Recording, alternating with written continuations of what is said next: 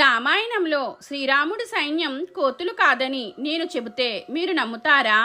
శ్రీరాముడికి సహాయం చేసిన వానరసేనను కోతులు అని చాలామంది అనుకుంటారు. కానీ అది నిజం కాదని కొందరి అభిప్రాయం.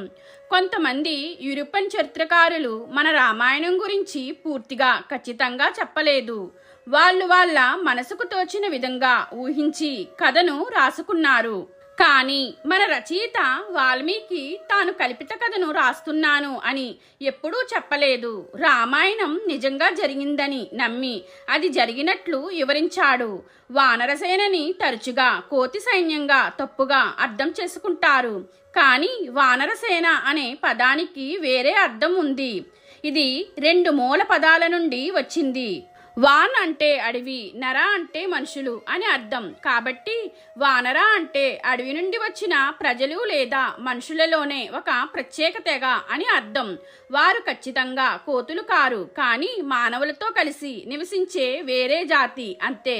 అలాగే వానర సైన్యంలో సభ్యుడైన హనుమంతుడు తన అద్భుతమైన తెలివితేటలకు ప్రసిద్ధి చెందాడు. కోతికి సాధ్యం కాని అన్ని వేదాలు తెలిసిన ఏకైక విద్వాంసుడు ఇతడే అని నమ్ముతారు. మీకు ఈ వీడియో నచ్చినట్లయితే జై హనుమాన్ అని కామెంట్ చేయండి.